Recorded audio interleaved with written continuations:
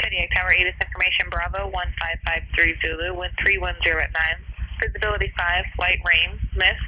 Sky conditions 1,800 scattered, 2,400 broken, 3,700 overcast, temperature 11, dew point 8, altimeter 2904.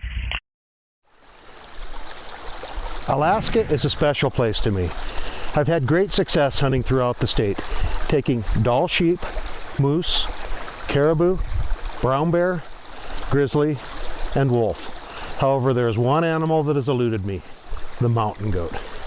15 years ago, I started my quest to hunt Kodiak Island for a mountain goat.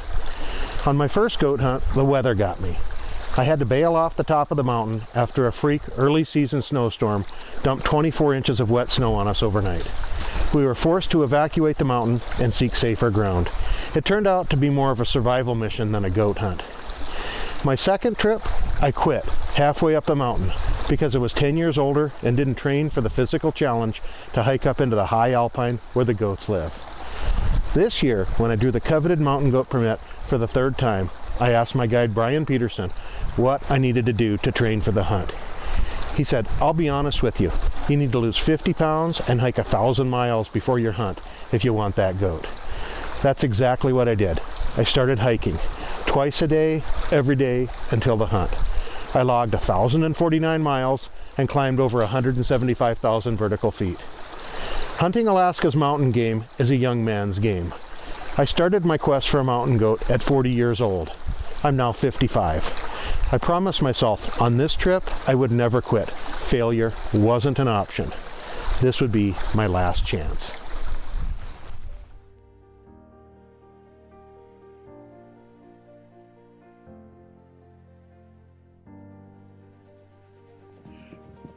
I said I was going to hike this hill every day, whether it was 0 degrees or 100 degrees, whether it was raining or snowing or windy. And it looks like today I'm getting the snow. It's 12 degrees and the winds are gusting to 38 miles an hour and we got about 6 inches of snow on the ground. But I made a commitment to do this every day, even in 6 inches of snow like today. So 6 miles down today and 1,400 vertical feet of elevation climbed. Every day it's getting easier, except maybe for today. It's a tough one today. 200 miles. 400 miles. Mile 600, and it's a hot one. 96 degrees out. 800 miles.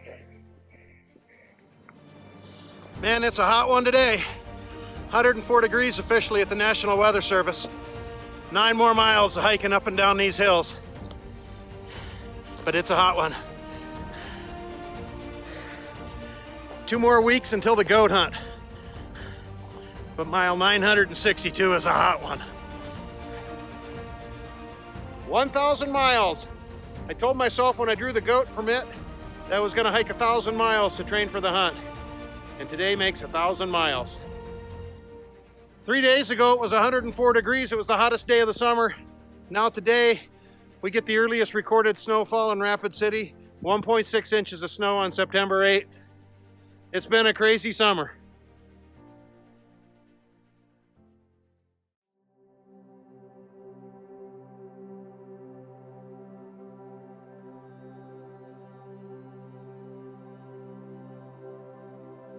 Alrighty guys, can you hear me? Yes, sir. Check, Roger, Dodger. Alrighty. Welcome to the 206. Quick safety review as we taxi out here. We got a little bit of time to get where I want for takeoff and give the engine last little bit of time to warm up here. We are in, like I said, what's called the Cessna 206, which means we've got 2 doors on the plane, the one on the front left that we all climb through, and the other's at the back right.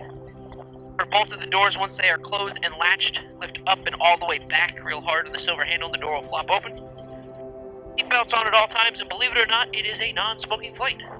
Morning, Kodiak Tower, Cessna 5303 X-rays in the basin. Charlie will be out the southeast. We're making clear of your airspace.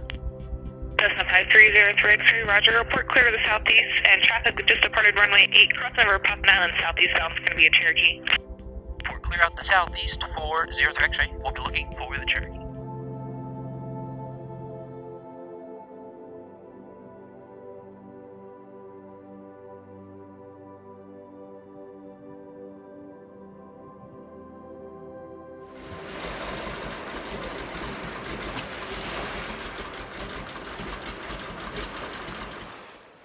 Well, I made it down to Brian's Lodge at Kodiak Bay and thought I'd fire my rifle for a confirming shot, and it is looking pretty good. Pretty good.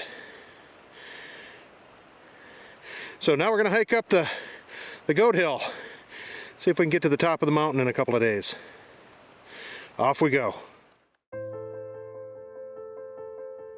A short 15-minute boat ride would get us to the base of the mountain, where we would put on our packs and say goodbye to Brian and start the brutal climb to the top.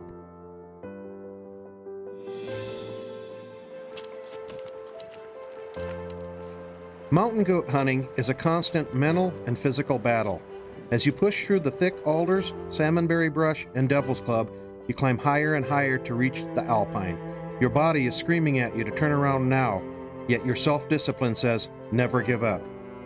You fight for every step of elevation and cross numerous waterfalls to reach the sheer cliffs and shale slides where the mountain goats thrive.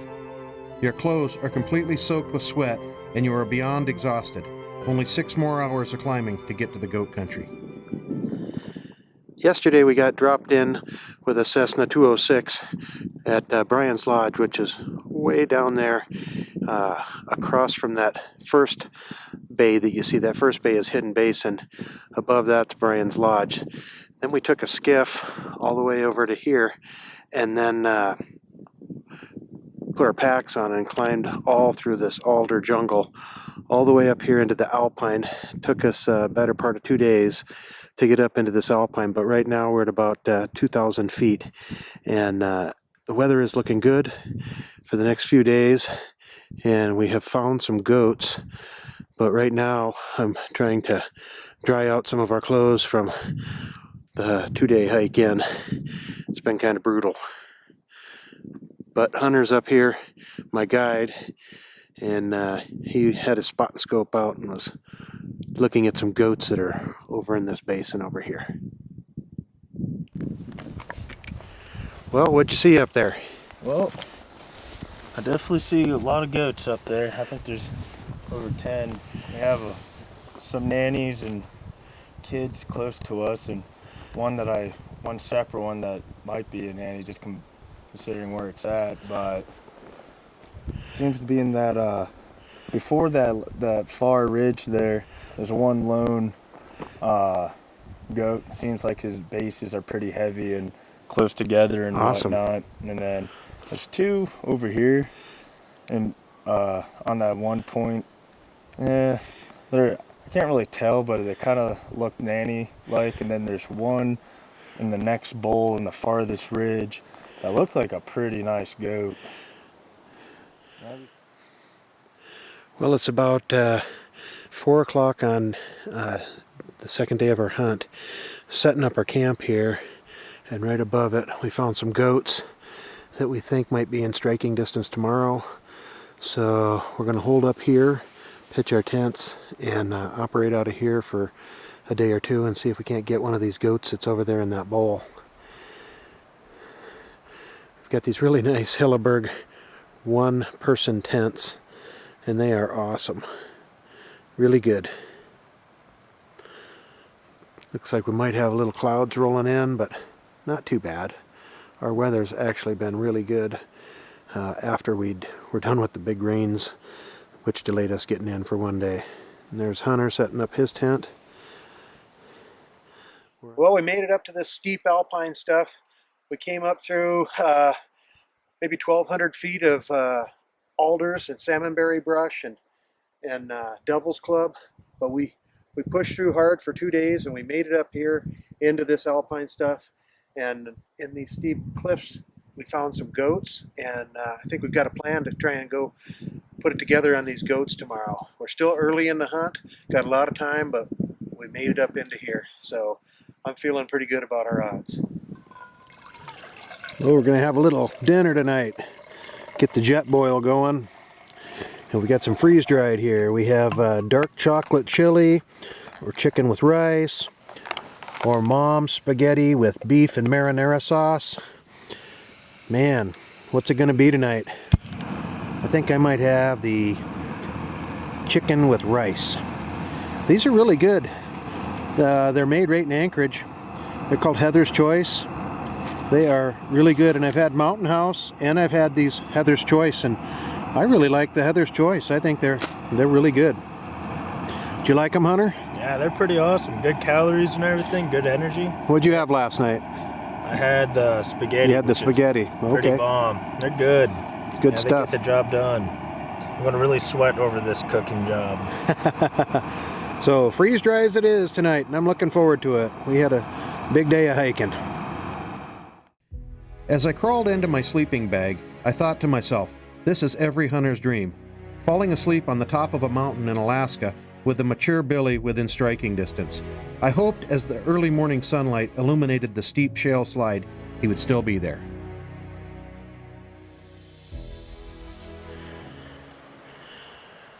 Well, we came from way over there, and we're headed over this ways across this hillside. And the goat should be right over the top there. So we'll see.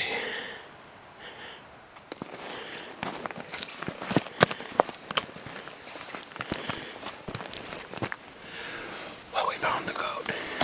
He's around the next corner. He might be about 500 yards away, but we're just kind of taking a break right here. And we're gonna go around the corner, see if he might still be there. Maybe we can put it together on him.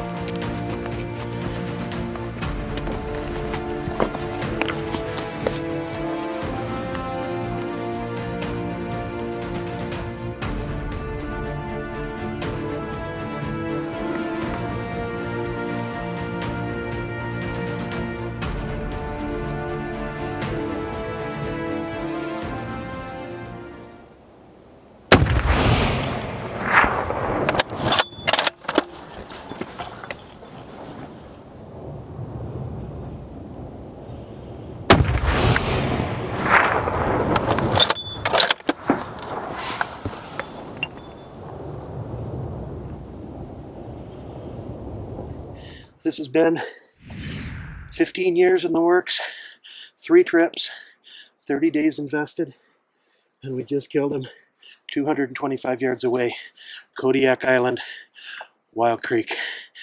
What a thrill. He's a 9-inch billy, super beautiful hide. I couldn't be more thrilled. This is just a wonderful experience. Thanks to Brian Peterson, master guide, and my guide on this trip, Hunter, for leading me to this goat. We made a beautiful stalk, shot him at about 225 yards with my in-rut rifle, shooting 200 grain Hornady bullets. And he didn't take but 3 steps, and I got him. So what a wonderful experience.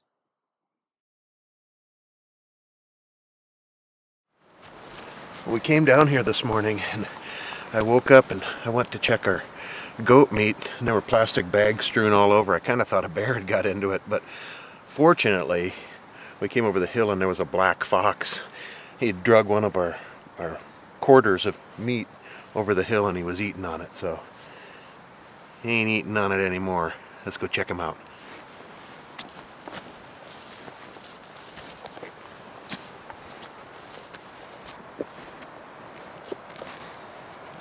Drug it clear down here.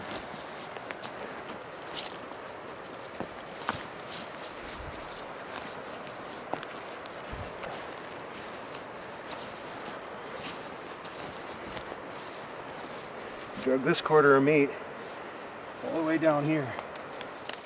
So he isn't going to do that anymore. Well, we're on our final pack out this morning from my successful mountain goat hunt.